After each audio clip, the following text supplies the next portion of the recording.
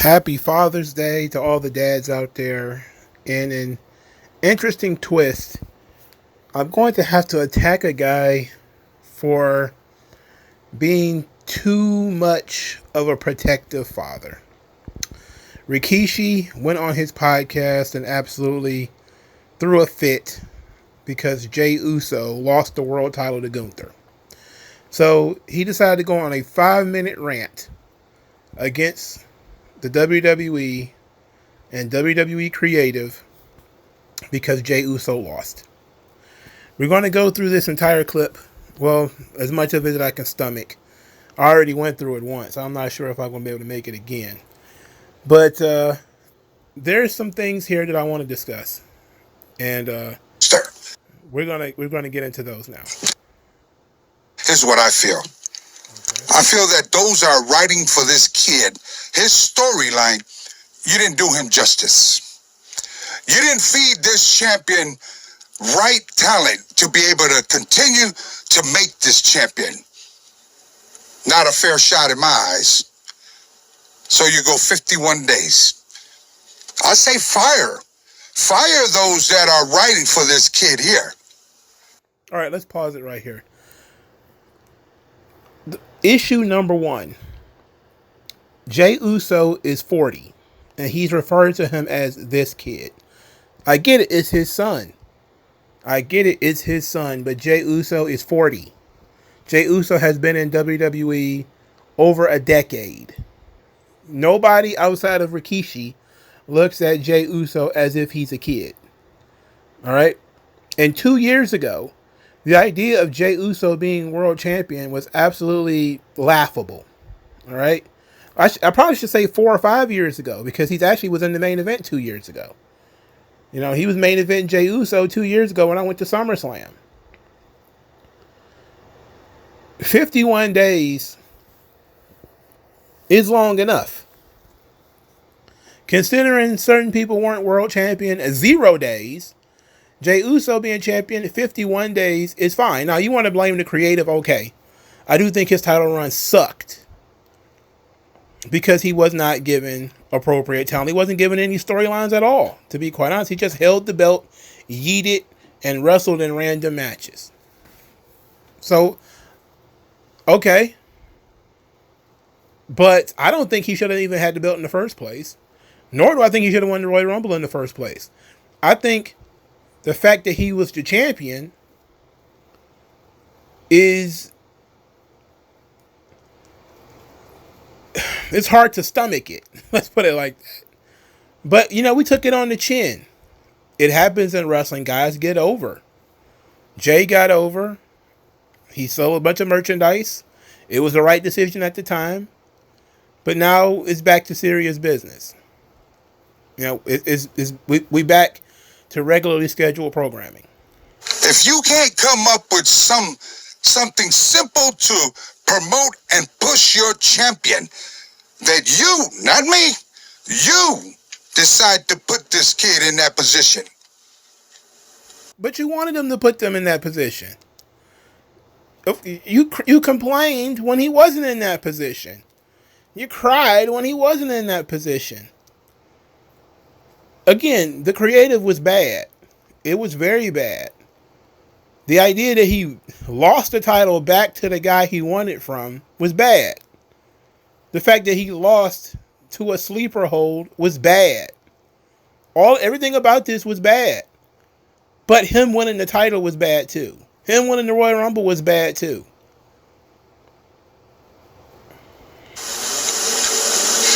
And then that's it. All of a sudden, the brains don't went, just cloudy, like you can't write. You can't think of an angle for Jay. Well, if you can't do your job, I say, best endeavors. Get the hell out the way. Put somebody in that position. Because the longer you keep the belt on this kid, the longer we talk about what's good for business. Merchandise sales to the roof. That's what it is. Last I knew. If you can't make money for the company, why are you in that position? So now they passed the belt on to Gunther. For whatever reason. That's that's my response too. I'm not really big on Gunter anymore. You know, he's kind of like middle of the road for me. You know, he's a good performer, great performer at times, good talker at times, but I'm not moved by Gunter. I'm not, fully in the Gunter camp anymore. He's certainly better than Jey Uso. Again, everything he has to say about the creative element, I absolutely agree with. But the idea that, I don't know what he wanted. Like, Jay won the Royal Rumble. Jay won the title. Jay was champion for several weeks. What more do you want? I don't know. Like, do you want us to put all the belts on Jay? Should he be like a Divas champion too? And he doesn't realize this, but it's unfair, but he gets a lot of heat because Rikishi does stuff like this, right? Like a couple of weeks ago, maybe a couple of months ago, Rikishi was complaining, and everybody kind of turned sour because they're like, "Yeah, we see these guys are getting super pushed. They're constantly in WrestleMania main events. Roman and the Usos. They get so much TV time. They're selling a bunch of T-shirts and merchandise and stuff like this, and they're getting pushed and given titles and making more money, but Rikishi is still complaining. It's like, come on. At some point, you do have to stop and say, look, we're doing great. But he won't stop. He just won't. He just won't. Hey, I ain't got no beef with Gunter. I ain't got no beef with any of those that are on the roster. I ain't got no beef with that. And if I do, I'm going to say it to your face, because that's just the type of man I am. But let me back up. Good luck. Good luck if that's what your choice is, to go that way. But let me back up and continue my thoughts on my son as far as, his run as the world champion. I didn't think it was justice. I didn't think it was fair. 51 days, that was it. I mean, in a Continental Belt, a short run, that was it. Like, what is it? What is it against my boy? What are you talking about? What is this? There's no conspiracy to keep Jay down. There's no conspiracy to screw with Jey Uso. What is it? What is it against my boy? What you got against my boy? You ain't got nothing against your boy. We ain't got nothing against him. It wasn't until they really started pushing Jay as a solo act that people started really kind of talking negative about him. And look, I get it. There's those wrestling fans that the moment somebody starts to get a sustained push, they find some reason to not like him, eyebrows uneven, don't like his shoes or something silly like that. I get it. Those people exist. But there were some real serious issues with people thinking that Jey Uso was a gimmick and not really main events, especially main event like WrestleMania potential or ability. And a lot of that had to do with the creative. He's a good promo who was not given much anything to work with. He's a mediocre wrestler, but he still was not given great talent to go in there and get off on. Oh, pause. Phrasing. That did not sound good. That you just feel like when you had done that to Randy Orton, if you threw the belt on Randy Orton for it, would you have done that to, John Cena?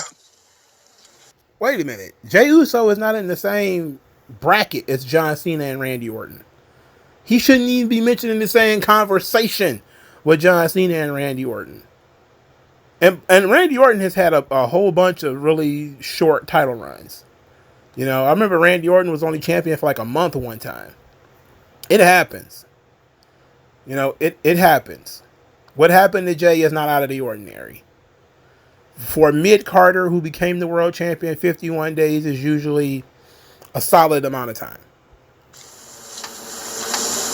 I mean, let's talk about it. Because last I knew, the last time we seen WrestleMania 41 in Las Vegas, damn it, he had the whole arena. The whole arena. Yeet. Yeet, yeet, yeet your motherfucking ass yeet. Oh my God. So come on. Come on. Somebody tell me. Tell me, what is it? The Bloodline has gave our heart and soul to this industry. 75 plus years. Past, present, and future. And God damn it, this is the way we treat it. This. What is this now? What is this now? What do you mean? You currently have Jacob Fatu walking around with the U.S. title in a feud with Solo Sikoa. Both of those men are in the Bloodline. Jey Uso literally lost the belt. Roman Reigns was champion for 4 years straight. He's been in 10 WrestleMania main events. Even when Rikishi himself had no real value to the roster, he was on WWE payroll. Now, again, I was not going to make this personal, but I remember when Rikishi was, trying to make a change. In any other time in history, he would have been fired. The reason WWE has done more for this family, and they finally just starting to pay it off with Umaga, and then, Roman and, the Usos and all them. It took forever for the WWE to start making money back off their investment in this family. Yes, the family has done a lot for WWE, but the WWE has also done a lot for this family, but it's also a different WWE. All right? It's a much different WWE. So that needs to be taken into account too. Just the way y'all look at us.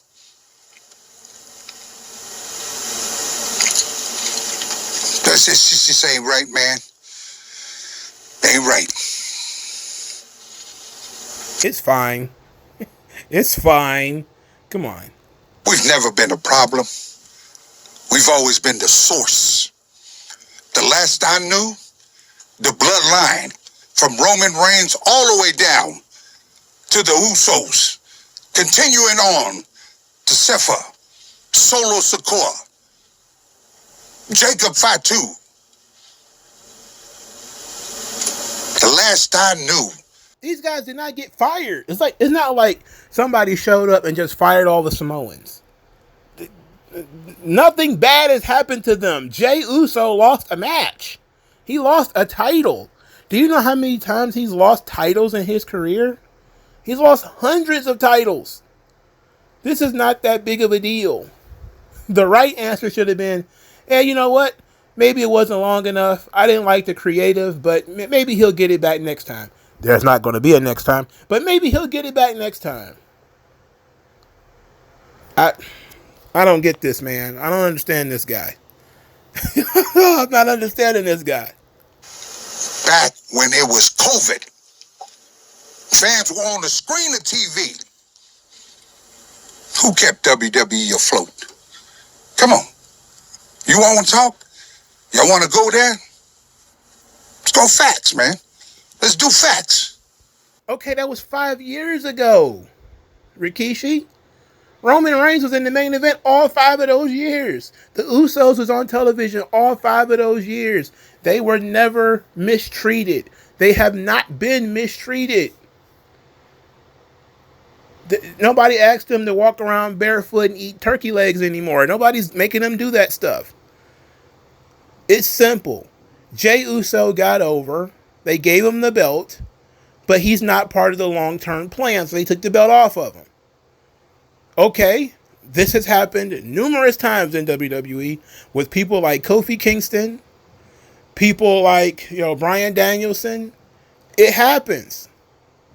Dolph Ziggler, it happens. He's lucky to get there. He's lucky to be in that spot.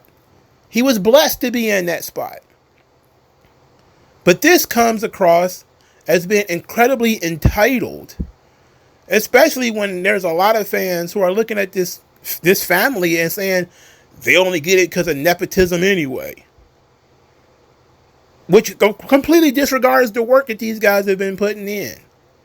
Which is exactly what Rikishi is doing. He's saying we should get the title and have it longer because of nepotism. Look at all the work we've done for the family for 40 years or something like that. And I get that.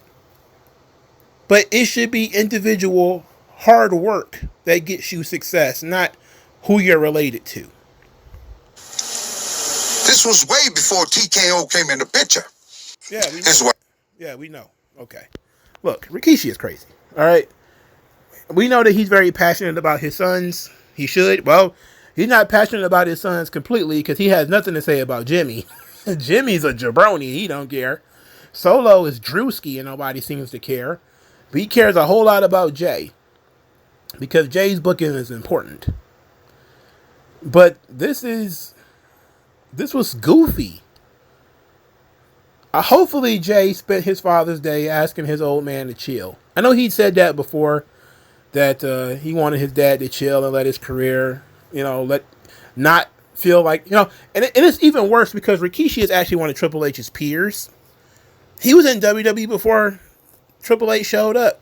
He has a longer run in the company than Triple H does. Off and on, of course. I think he left for a short time and ended up coming back. But he's got roots into WWE back into like 1990 or whatever, 1991. I get it, but individual effort is the most important bit here. Jay is not the best in the ring. He is selling a ton of merchandise. He was rewarded for selling a ton of merchandise. But just because you sell merchandise doesn't mean you get to be world champion for 4 years. I don't think they're doing that anymore. I don't think Jay was the kind of guy who could carry it for that long. Unfortunately, Rikishi disagrees. Hopefully, Jay had a sit down over Father's Day and said, "You're going to get a lot of heat on me from the fans. The audience is going to turn against me. And it's not going to be the entire audience because most people are not going to care about this.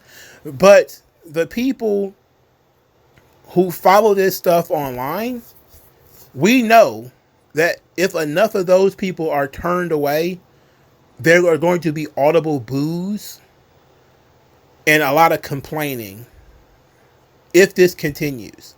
Because for years, this is what happened with John Cena, right? What happened to Batista. A small number of people who were chronically online decided they're going to boo. Right now, there's nobody booing Jay. And guess what? They took the title off of him before people got in their mind to boo Jay. It was long enough. And I don't see how Rikishi can't see that. And maybe he's too close to it. It's him critiquing the storyline of his son. Maybe he's too close to the story. He needs to back off a little bit.